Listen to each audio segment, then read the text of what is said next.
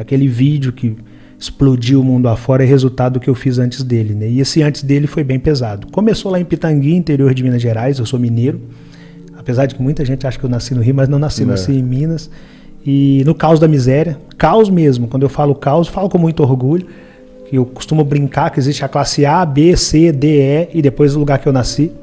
É bem caos da miséria, não tinha muito emprego, muitas possibilidades de girar sua própria engrenagem, ganhar seu próprio dinheiro em Pitangui, então meu pai teve que começar a migrar de cidade em cidade para buscar algum tipo de serviço para fazer. Meu pai também é um cara que estudou o básico do básico, porque teve que abandonar também para ajudar em casa, assim como aconteceu comigo, e começou a migrar de cidade em cidade para trabalhar fazendo carvão, lá em Minas Gerais mesmo. E aí uma dessas viagens, eu já com meus 7 anos de idade, a minha mãe sofre derrame cerebral em uma carvoeira, sem acesso nem sequer à energia elétrica. Meu pai, no desespero lá do marido, vendo a esposa se perder ali, com 5 filhos dentro de casa, o mais velho tinha 11 anos de idade. O meu pai pega a minha mãe, arruma alguém, coloca a minha mãe dentro de uma boleia de um caminhão e leva para Campina Verde, em uma das cidades de Minas. Chega em Campina Verde, os médicos olham para minha mãe e falam, não tem como nem tocar. Dificilmente ela vai sobreviver, mas pode levar para Uberlândia, que já era uma cidade que tinha um hospital das clínicas, que tinha um pouco mais de estrutura para receber um quadro daquele. Só que isso foram horas de viagem, da Carvoeira a Campina Verde algumas horas, de Campina Verde a Uberlândia algumas horas. Aí quando chega em Uberlândia, o médico olha para minha mãe, chama meu pai e fala, olha, pode chamar os filhos para ver a mãe pela última vez, porque humanamente falando a medicina não consegue contribuir com muita coisa aqui, é mesmo esperar o coração parar de bater, porque o sangue derramou muito na cabeça por muitas horas, então não dá para fazer muita coisa. E ali começa a história de sucesso de Rick Chester, porque meu pai, apesar de ser um pedreiro, um cara que estudou pouquíssimo, ele teve uma percepção de chamar, não permitiu que os filhos entrassem para ver a mãe, mas ele saiu para conversar com os filhos.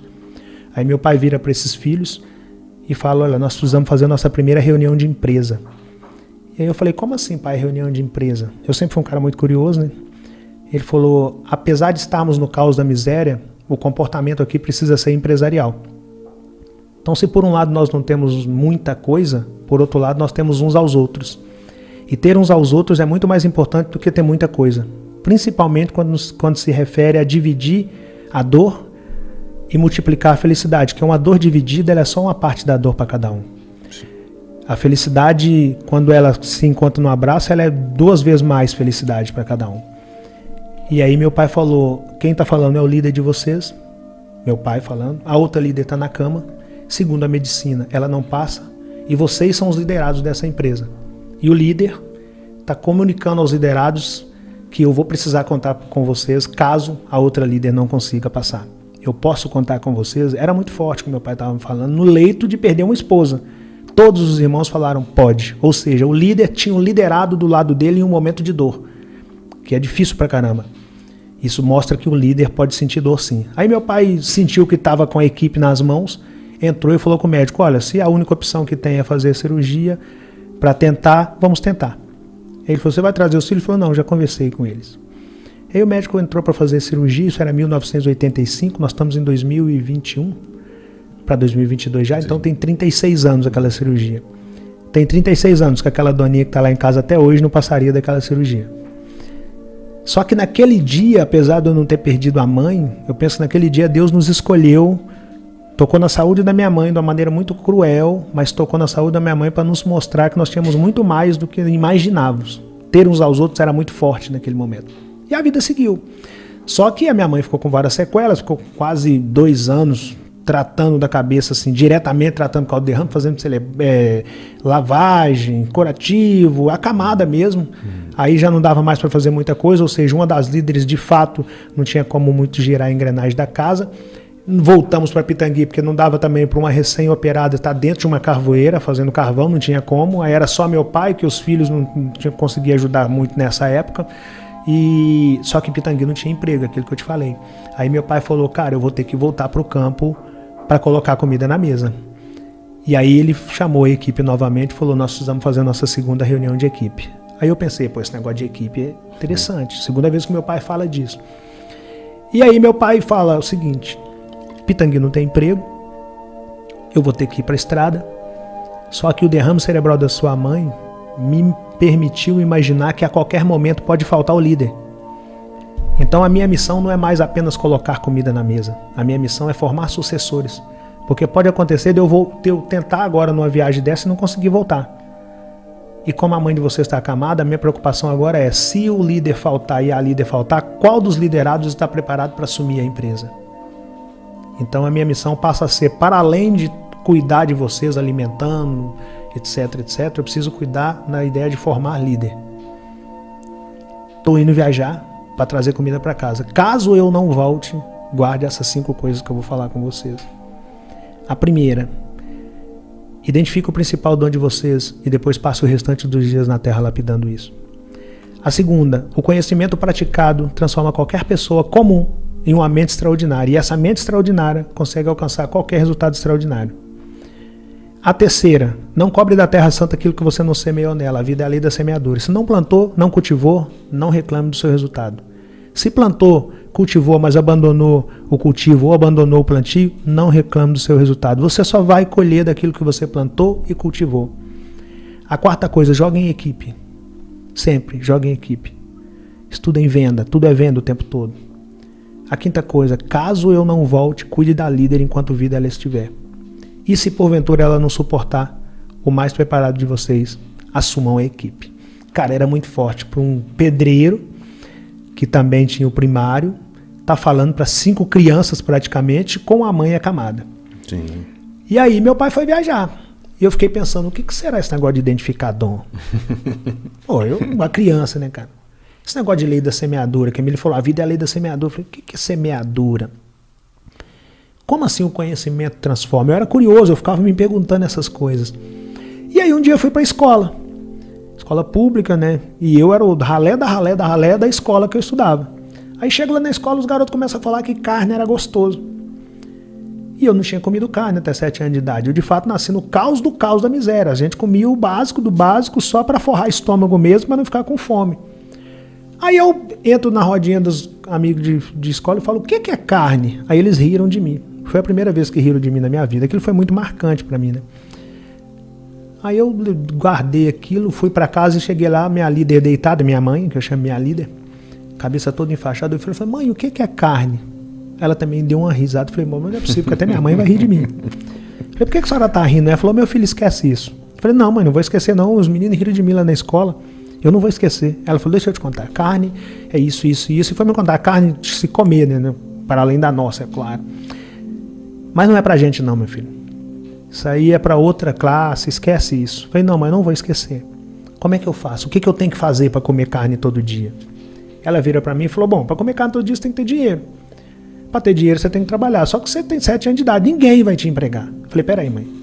Então a senhora está me falando que se eu quiser, se eu começar a trabalhar e eu chegar no dinheiro, eu posso fazer o que eu quiser com o dinheiro, inclusive comprar carne. Ela falou, filho, mas não é tão simples assim não. Eu falei, não, mãe, tá tranquilo. Eu vou trabalhar. Aí ela deu mais uma risadinha, eu falei, a senhora tá rindo de mim novamente, eu vou guardar isso. Aí saí de pé da minha mãe e sentei lá na calçada e tô lá observando, pensando, como é que eu vou trabalhar, né? Fazer o quê? De fato a minha mãe tá certa, ninguém vai me empregar. Só que aí passa um cara vendendo verdura, um verdureiro, a verdura num carrinho de mão, e para na porta de uma casa e oferece verdura para uma senhorinha chamada Dona Conceição. Aí, pela primeira vez na minha vida, eu vi aquela cena clássica, a mercadoria passando para um lado e o dinheiro passando para o outro. Quando eu vi aquele cara pegando o dinheiro, eu falei, opa, esse cara tem dinheiro, esse cara pode comprar carne. Eu já tinha um lugar que eu queria chegar, comprar carne. Eu nem sabia que aquilo poderia ser propósito, que aquilo poderia ser um projeto, não sabia. Eu só sabia que eu queria comer carne. Falei, eu quero perguntar a esse cara como que ele chegou nessa verdura. Aí eu esperei ele fazer o atendimento dele, quando ele passou perto de mim, eu falei, moço, como é que o senhor fez para chegar nessa verdura? Ele virou para mim e falou, olha meu filho, eu tenho uma equipe. Falei, esse negócio de equipe deve ser importante. É a terceira vez que eu ouço essa palavra. Falei, me explica a sua equipe, moço. Ele falou, bom, eu tenho um financeiro, que é quem compra a semente, eu tenho uma pessoa que planta, depois da pessoa que planta eu tenho uma que cultiva, e depois eu tenho uma pessoa que colhe, e eu sou o cara que vende. Quando ele falou, eu sou o cara que vende, falei, não, então eu quero ser o cara que vende. Porque na minha mente, o cara que vende era o cara que pegava no dinheiro. E o cara que pegava no dinheiro era o cara que podia comprar carne. Então eu só queria comer minha carne, né? Falei, eu quero ser o cara que vende. Ele deu uma risadinha. Eu falei, o senhor é o quarto cara que ri de mim, mas eu vou comer minha carne, você vai ver. E aí entrei Viro para meus irmãos e falo aqui, ó, nós temos que formar uma equipe. E eu só tinha um irmão que trabalhava, que é o mais velho. E meu pai nos ensinou aquela ideia que eu falei no início, de que se por um lado não tínhamos muita coisa, por outro lado nós tínhamos uns aos outros. Então, por mais surto que fosse a ideia de eu falar que nós precisamos formar uma equipe, eles já tinham escutado a palavra equipe do meu pai, do nosso líder, então já não era novidade para eles aquela palavra e também não era um surto eu estar falando aquilo, sendo filho de quem nós éramos. Nós somos, na verdade. Falei, Ringo, você é o único que trabalha. Você compra semente, você vai ser meu financeiro. Uma criança falando com o irmão que ia ser financeiro. Você, Cláudio, vai plantar. Você, Dila, vai cultivar. Você, Romenigo, vai colher. E eu vou ser o cara que vende. Aí plantamos uma horta. Aí no outro dia amanheceu, eu fui lá, cadê o alface? Falei, pô, não entendendo. O cara falou que era só plantar. Aí voltei no outro dia, cadê o alface? Voltei no outro, cadê uma semana depois, cadê o alface? Essa parte meu pai não me contou, nem o cara da verdura me contou. Não nasce alface da noite pro dia. Existe um negócio chamado percurso natural das coisas acontecer. E aí você tem que ser paciente com o processo. Eu comecei a regrar todo dia e esperar. E ali eu não sabia, mas eu começava a desenvolver o controle emocional, de esperar o tempo necessário para que as coisas naturalmente acontecessem, desde que eu não tivesse abandonado o que eu tinha plantado e não tivesse deixado de cultivar aquilo que eu tinha plantado, para que eu pudesse colher quando aquilo crescesse de maneira saudável. Inclusive, eu queria até aproveitar esse gancho para falar sobre a questão de vender, né, do vendedor, né? Porque assim, por muito tempo a profissão de vendedor foi vista meio com desdém pela galera, né? Tipo, pô, eu sou o quê? Ah, eu sou vendedor. Pô, o cara é o quê? Vendedor. Mas na verdade, tudo que a gente faz hoje em dia é venda, né? A gente vende ideias, a gente vende, enfim, produtos, né? A gente está aqui vendendo o nosso trabalho, né, tal. E a gente precisa desenvolver isso nas pessoas, né? A necessidade dela entender que não, você precisa se vender, né? Então tudo acaba sendo uma relação de venda, né? Seja de produto, seja de ideias, né? E a atitude de um bom vendedor faz a diferença de um cara de sucesso ou não, né? Então é uma coisa que você teve desde criança, né? Essa visão da venda, né? De ser importante, de ter isso como uma importância para você, né? Eu costumo dizer, inclusive era até nessa parte que eu ia entrar, da parte da minha infância, que logo depois que o alface cresceu e eu comecei a vender, eu vendi tudo no primeiro dia. E no primeiro dia que eu vendi tudo, eu parei numa casa de carne. Eu não tinha essa noção que tudo era venda. Parei numa casa de carne, pedi o cara carne, ele me deu carne, eu paguei, fui para casa, falei com a minha mãe que eu tinha comprado carne, ela falou, cara, você conseguiu alcançar o objetivo. Aí eu fui para a escola no outro dia, felizão, falei, agora eu quero contar para quem falou quem riu de mim. E aí a minha professora, coincidência ou não, no outro dia ela falou, Joãozinho, não lembro o nome das crianças, Joãozinho, você quer ser o quê quando crescer? Ah, eu quero ser dentista, professora. Paulo, e você? Ah, eu quero ser advogado. Sandra, e você? Ah, eu quero ser médica. E a galera me chamava de Tuca. Tuca, e você? Eu falei, eu quero ser vendedor. A professora riu. Falou, Tuca, vendedor é um cara que deu errado em tudo e que o que sobrou para ele foi trabalhar com venda. Justamente isso que você acabou de falar, coincidência ou não. O desdém do vendedor, né? Não, assim, a professora. A própria professora. Falou, não, Tuca, vendedor não. Vendedor não é profissão. Vendedor é um cara que deu errado e que aí foi trabalhar com venda. Vendedor é um frustrado que foi trabalhar com venda. Aí eu falei com ela, também nem sabia do que eu estava falando, mas eu falei, professora, vendedor é o cara que come carne. Se ele é um frustrado, eu não sei, mas eu quero comer minha carne. Mal sabia eu que eu estava me apaixonando pela profissão das profissões. Tudo é venda. Absolutamente tudo é venda. Tudo é venda. E eu comecei a me apaixonar pela venda porque foi a venda que me possibilitou comer carne. Mas ali eu ainda não estava tão apaixonado. Eu comecei a apaixonar mesmo, foi a partir do momento que eu comecei a vender todo dia, minha horta acabou. Cheguei lá e falei, pô, cadê meu alface? Não entendi, acabou o alface. E quando acabou o alface, eu percebi que eu não poderia deixar meus clientes na mão. Comecei a comprar alface do cara que eu perguntei no primeiro dia, para que eu pudesse atender meus clientes. Só que enquanto eu estava atendendo meus clientes, eu vi um cara engraxando sapato, eu vi um outro menino vendendo sacolé, eu comecei a vender sacolé, eu vi um outro vendendo coxa, eu vi um outro cara vendendo panela, eu falei, cara, tudo é venda. Absolutamente tudo é venda. O tempo todo tem alguém procurando alguma coisa para comprar. E aí eu voltei para casa e comecei a olhar. Tinha um pé de abacate, um pé de manga, um pé de mamão. Eu falei, peraí, cara, por que eu não estou vendendo abacate? Por que eu não estou vendendo manga? Por que eu não estou vendendo mamão? Aí eu comecei a ver venda em tudo. Aí eu desenvolvi a seguinte mentalidade. Eu, filho da dificuldade, a dificuldade me apresenta como única alternativa a superação, e a superação me apresenta a venda. A venda salva a minha vida. Só que para você sair da dificuldade, você tem que entender que você precisa superar a dificuldade. O primeiro passo é você entender, estou passando por um momento delicado e preciso superá-lo.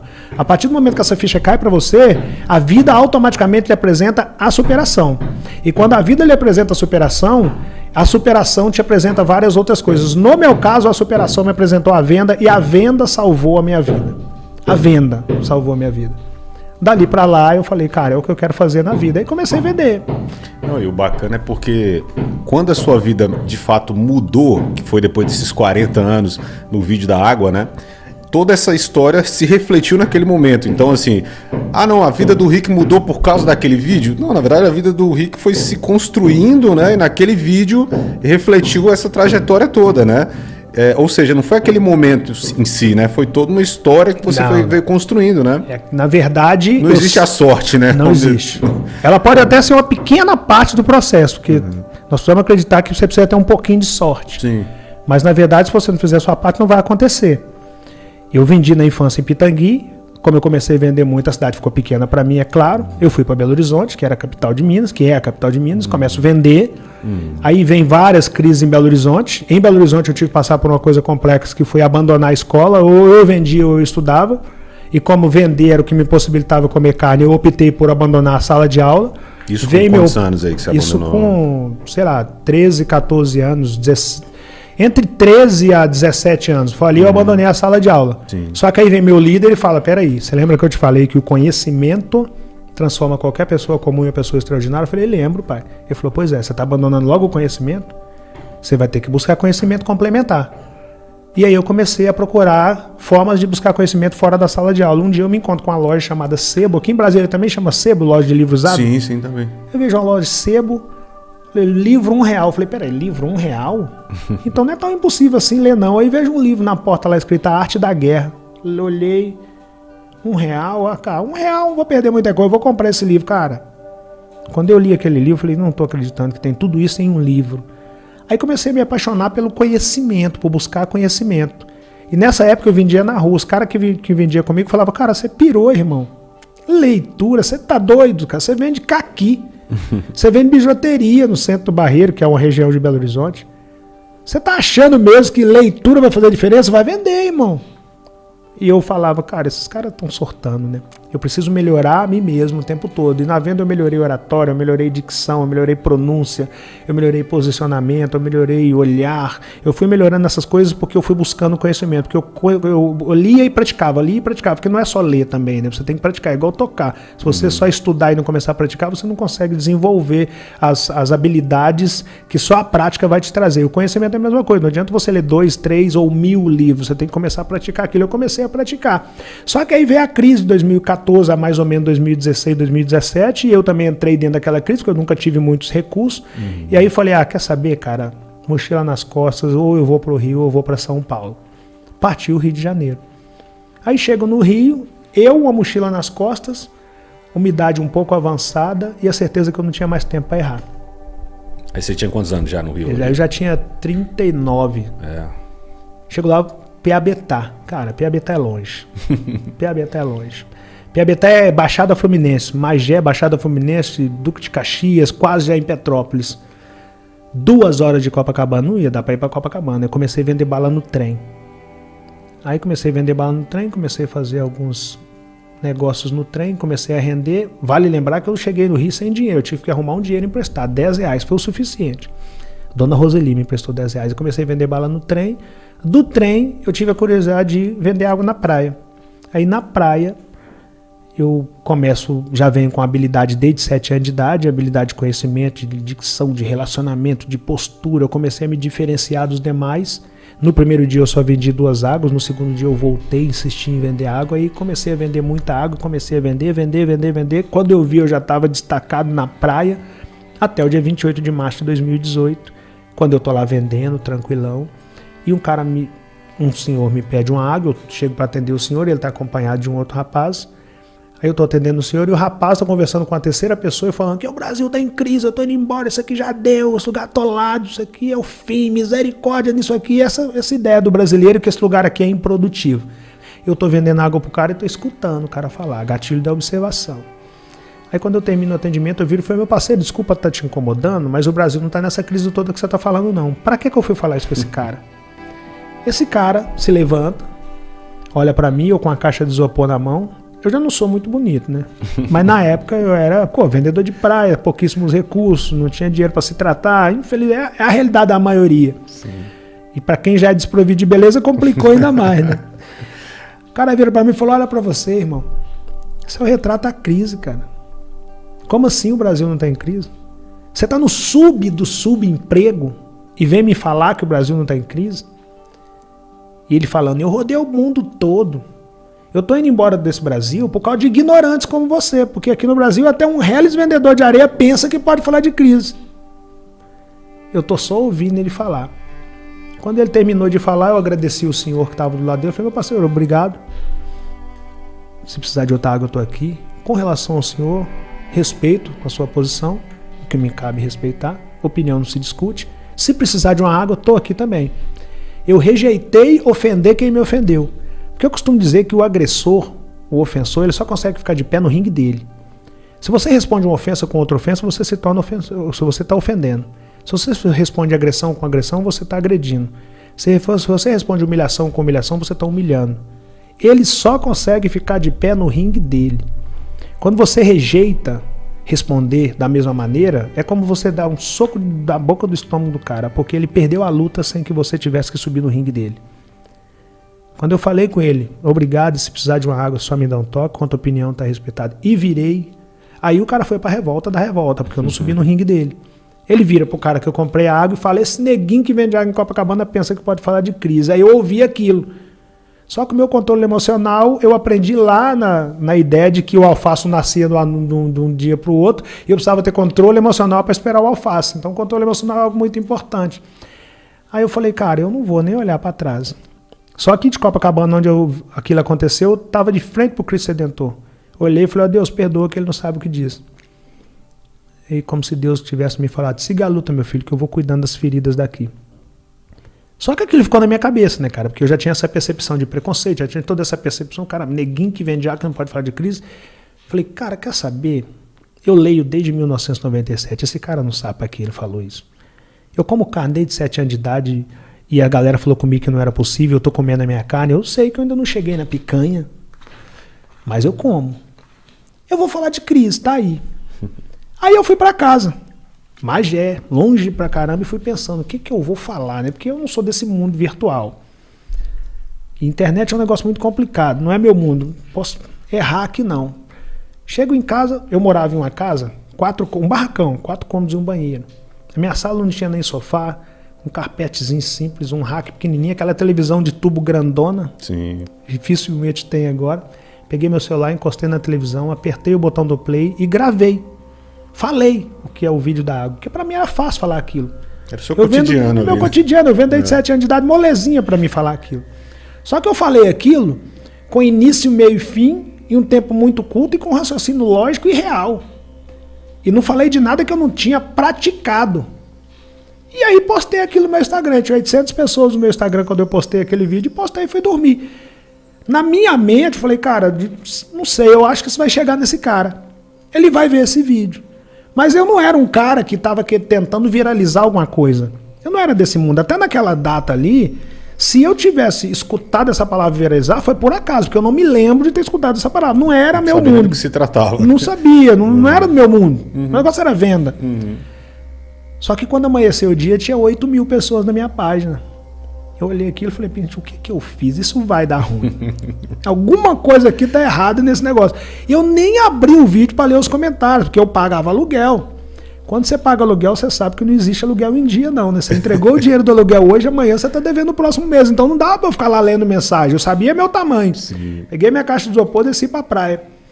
Só que eu descia na Central do Brasil para ir para Copacabana. Eu comprava água no centro que era mais barato. Quando eu desci na Central do Brasil, que eu paro no depósito, o Thiago, que é o cara do depósito, vira pra mim e fala, Rick, o que você tá fazendo aqui? Mangueira, a galera me chamava de Mangueira. Mangueira, o que você tá fazendo aqui? Eu falei, como assim, Thiago? Tá me pirando, pra vir vender água. Ele falou, cara, você tá louco, o Flávio tá te procurando. Eu falei, quem é Flávio? Aí ele pegou minha caixa de isopor, colocou no chão, pôs a mão no meu ombro e falou, Rick, deixa eu te explicar uma coisa. Você sabe aquele time que o Kaká joga? Estados Unidos? Hoje o Flávio não é mais proprietário do Orlando, ele vendeu o Orlando. mas na época ele era. Sabe aquele time que o Kaká joga, que a Marta joga? Eu falei, sei. Ele falou, pois é, o Flávio é o dono daquele time. Esse cara mora lá em Orlando, na Flórida, esse cara tá te procurando. Eu pensei, misericórdia, esse vídeo, alguma coisa de errado eu falei naquele vídeo que incomodou esse cara, isso vai dar ruim. Não, chegou rápido nele assim? Não, chegou rápido porque assim, como viralizou tudo mesmo, que é empreendedorismo, a galera tem hábito de, igual hoje a galera tem hábito de ver e me marcar, sim, a galera tinha hábito de ver e marcar o Flávio, tem até hoje, né? Eu pensei que alguma coisa eu fiz nesse vídeo que esse cara não deve ter gostado. Vou acabar apagando esse vídeo. Falei, Thiago, esse cara tá com a vida feita, eu tenho que vender minha água, eu tô indo pra Copacabana. O Thiago falou, Rick, você não entendeu. Você sabe o Number One, curso de inglês? A Wiser Educação, a Buzz Editora, o meusucesso.com, Powerhouse. Falei, sei, Thiago. Falei, tudo desse cara, Rick. Sabe o Geração de Valor? Eu falei, sei, já li os livros de Geração de Valor. Eu falei, pois é, o Geração de Valor desse cara aí que eu fui associar que o Flávio era o cara do Geração de Valor. Sim. Falei, Thiago, beleza, mas eu vou vender minha água, eu não sei o que eu fiz contra esse cara, tô indo vender minha água. O Thiago, Henrique, você não adianta, vai. Aí fui pra praia. Quando eu cheguei na praia, eu descobri que todo mundo conhece o tal do Flávio. O Flávio tá de... Todo mundo na areia falando do tal do Flávio. Eu não tinha Instagram na rua. Eu costumo brincar que o meu plano de internet era daquele, você abriu o Instagram na rua, lá se foi dados móveis. Aí não tinha como eu abrir a mensagem do Flávio. Passei o dia todo vendendo e o povo em cima de mim. O Flávio, você é doido, irmão. O cara quer falar com você, o cara é bilionário. E eu, pé cravadíssimo no chão, já me decepcionei muito na vida. A gente é gato escaldado, tem medo de água quente, né? E aí fui para casa no final do dia, depois de cumprir meu papel de vender, não perdi a missão de vender. Chego em casa, abro meu Instagram e tá lá uma mensagem do Flávio. Cara, olha, meu parceiro, eu não sei se você sabe o que você fez naquele vídeo. Sei que você entrou numa lacuna aí que você virou um assunto e eu quero te conhecer. Postei seu vídeo. Primeiro conteúdo que eu posto na página Geração de Valor, que é a página do Flávio. O primeiro conteúdo em 9 anos não produzido pelo Flávio é o seu vídeo que eu postei. Eu quero te conhecer. Eu vou no Brasil poucas vezes no ano e eu vou mandar umas passagens para você. Eu, quando estiver no Brasil, eu quero te conhecer. Eu pensei, esse cara não vai mandar essas passagens pra me conhecer, né? Não mete essa. Eu vier, porra, cara, favela, irmão. Porque beleza, o cara postou meu vídeo e tal, e foi dormir. Quando eu olho lá no meu Instagram depois, alguns dias depois, tá lá a passagem. Falei, cara, não é que o cara mandou a passagem, cara? Aí pensei, pô, esse neguinho vai voar. Aí eu fui pra Curitiba, o Flávio veio de Orlando, foi pra Curitiba. Eu me lembro quando o Flávio chegou em Curitiba, ele me chamou. Eu cheguei mais cedo, ele pediu uma das pessoas que trabalha com ele para me apresentar o prédio todo, que é a sede das empresas dele em Curitiba.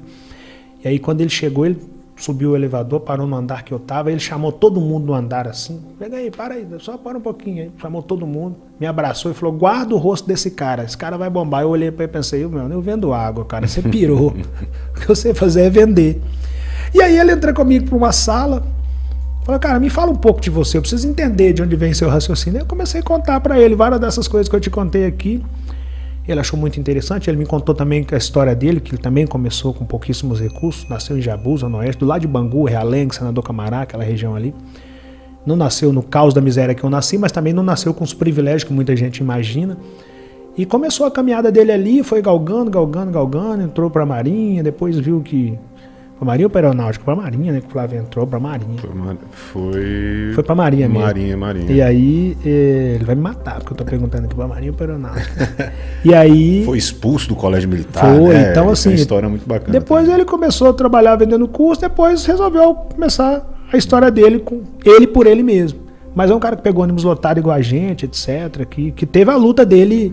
de anonimato, de suor de rosto, de começar com pouco, ele teve isso. Sim, talvez até essa identificação assim tenha ligado vocês, né? Exatamente isso que ele me falou. Eu falei, cara, sua história se parece com a minha. Claro que eu não passei por um texto que você passou, mas sua história se parece muito com a minha. Cara, eu quero te fazer uns convites pra gente tentar algumas coisas junto aí. Ele me falou de algumas coisas, eu viro pro Flávio, depois de ouvir os convites, falo, cara, eu preciso ir em Minas ouvir meu pai.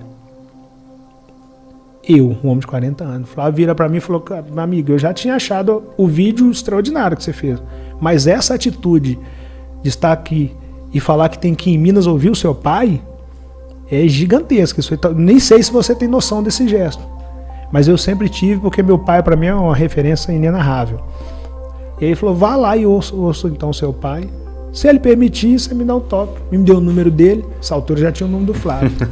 Aí fui para Minas. Chego em Minas, conto tudo pro meu pai, ele não é desse mundo de internet. Não sabia quem era o Flávio, provavelmente. Meu pai não sabia quem era o Flávio, esse negócio de Instagram, provavelmente meu pai nunca tinha escutado falar em Instagram, Facebook, não era o mundo do meu pai.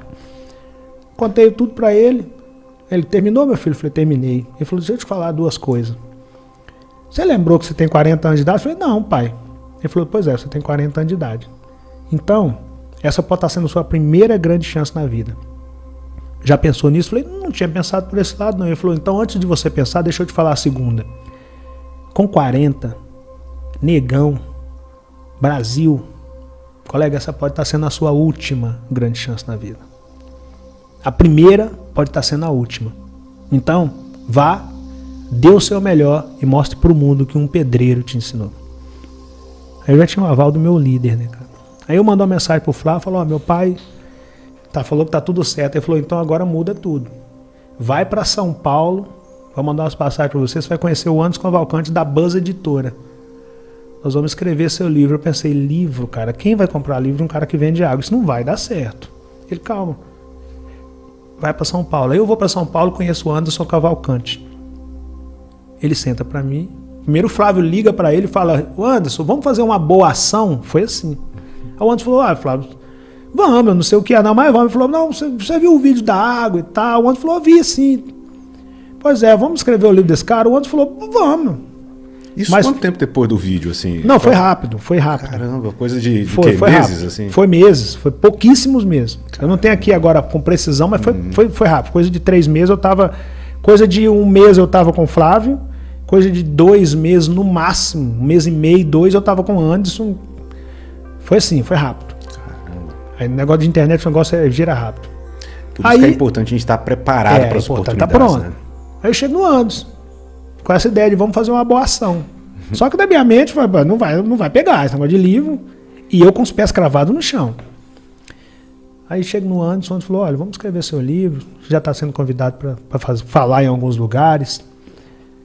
Falei, tá, vamos, aí comecei a escrever. Aí veio um convite para mais uma palestra, para mais um, e eu escrevendo meu livro, os seguidores foram crescendo, eu fui fazendo outros vídeos que foram viralizando, aí chega um convite para palestrar em Harvard. Aí a brincadeira começou a ficar um pouco mais séria, porque aquilo foi um alarde muito grande, o barulho foi enorme. É Harvard, né, cara? Sim. Quando se fala de Harvard, independente da expressão do que você está indo fazer lá, o nome Harvard já tem um peso gigantesco, e aí o assunto girou. Eu chego em Harvard, no meio da minha palestra em Harvard, sai matéria para tudo enquanto é lado. Nesse exato momento, o ambulante Copacabana está palestrando em Harvard. E ali, milhares de pessoas começam a me acompanhar dali. Aí eu viro o assunto em várias partes do mundo. E ali o Flávio me liga novamente, ele já estava em Orlando. Ele me liga e fala, Rick, ao invés de você voltar para o Brasil, vem aqui. Vem aqui para casa que eu quero falar com você. Você virou assunto aí por causa desse negócio de Harvard. Aí eu já estava voando em céu americano. Saio de Orlando, de Boston, vou para Geórgia, saio da Geórgia, vou para Flórida. Chego lá, tá o Flávio esperando no aeroporto 2 horas da madrugada. Aí me coloco no Rolls Royce dele e eu vou com o Flávio. Uber Black, né? O verdadeiro Uber Black. Rolls Royce, pega essa visão. Pega essa visão aí, Rogério. E aí, cara, eu olhando aquilo, encantado, né, cara, pouquíssimo recurso, aquilo pra mim era muito novidade. E aí ele vira pra mim, 2 horas de reunião, de madrugada, 2 horas. Ele vira pra mim e fala no final da reunião, olha, você vai voltar pro Brasil e chegar lá, vai ter uma surpresa lá pra você. Eu pensei, o que será que esses caras estão aprontando? Aí eu volto pro Brasil, surpresa. Mais uma surpresa. E as coisas eram muito velozes, né? E eu com o pé cravado no chão. Eu volto pro Brasil e sou convidado a ir lá nas Torres do Santander, no Centro Empresarial do Santander. Chego lá, tem um contrato gigantesco, um monte de número, uma caneta, o cara falou, é seu, pode assinar. Eu olhei para aquilo e falei, cara, eu não tenho nem roupa para assinar esse contrato. Sou favela, irmão. Se caiu um dinheiro desse na minha conta, os homens baixam lá em casa. Vocês piraram, né? Não, pode assinar, é seu. Falei, vou assinar esse negócio até de costa aqui. Coloquei um pinguim, pá. Galera chique, coloca um pinguim. Falei, esse negócio desse pinguim deve ter alguma coisa. Assinei. O cara falou, agora muda tudo. A partir desse contrato, você é o rosto do Santander. Você vai por horário nobre em todo país aí. Ali eu comecei a gravar o comercial do banco e fui para rosto espalhou. Aí o Danilo me chama para fazer uma matéria, Danilo Gentili. Sim. Aí depois o Fantástico, depois o Domingo Espetacular, depois a Fátima Bernardes, depois a Ana. E quando eu vi, eu tinha ido em praticamente todos os grandes programas. Isso muito rápido. Aí meu livro sai. Sim. E eu, assim, não vai vender. Aí vendeu 1.000 cópias, 1.500 cópias. Falei, mas é lançamento, é novidade, meu nome tá aí, então... Aquele negócio do pé no chão, do cara que já acha como sua mãe, não é pra você não, então não empolga não. Aí eu ligo pro Anderson e falo, Anderson, quantos livros no Brasil que é um best-seller? Porque quando eu comprei o Arte da Guerra lá atrás, tinha um selinho de best-seller, achava aquilo bonito. Ele falou, Henrique, não é fácil não, irmão. Não se apega a isso não. Eu falei, tá, Anderson, mas quantos? Ele falou, não é fácil não, o brasileiro não lê. Mas para considerar de maneira incontestável um best-seller, se vender 30 mil cópias, aí é incontestável. Mas não se apega a isso. Eu falei, beleza. Aí vem o convite para palestrar na faculdade de Paris, depois o convite para palestrar no Japão, em Portugal, e o livro começou a vender. 2.000 cópias, 3.000 cópias, 5.000 cópias, 10, 15, 20, 25, 30 mil cópias. Aí o Anderson me liga e fala, Rick, eu tinha te falado para não empolgar, mas vendeu 30 mil cópias. Eu já estava felizão, né? Quando eu queria ter o livro com selo de best-seller, não por vaidade, mas porque quando eu vi aquilo, é aquela questão de acreditar e ver a coisa acontecer. Aí vendeu 40 mil. Aí depois vendeu 50, 60, 70, 80, 90, 100 mil cópias. O Anderson me liga e falou, cara, você vendeu 100 mil cópias de livro no Brasil, isso é difícil pra caramba. Vai ter que escrever o segundo. Aí comecei a escrever o segundo. Nessa altura do campeonato eu já tinha palestrado em todos os estados do meu país, já tinha sido capa de várias revistas, já tinha viajado o mundo todo. E aí eu resolvo sair de Piabetá, depois da Mangueira, e depois comprar o meu apartamento. Aí tem um condomínio no Rio, que eu costumo preservar os lugares que eu moro, por uma questão de que é Brasil, né? Mas eu passei uma vida inteira tirando foto com a minha filha em frente a esse condomínio, coincidência ou não. Uma vida inteira tirando foto com ela. Nós temos várias fotos lá, diante, da época dos barracos de pau lá na favela, como diz o Brau. E aí eu entro lá e tem uma cobertura vendendo. Eu vou lá e compro, escolho e pago à vista a cobertura. E aí depois casa pro meu pai, aí casa pros meus irmãos, e aí começo a adquirir outras coisas, aí lanço o segundo livro, que caminhou no mesmo sentido do primeiro, e continuei assinando vários outros contratos milionários, e continuei fazendo várias outras palestras, várias outras publicidades, e já estou escrevendo o terceiro livro, e os pés continuam cravados no chão. Minha filha hoje estuda em uma das escolas mais tradicionais da América Latina, e o pai dela fatura algumas centenas de milhares de reais líquidos todo mês.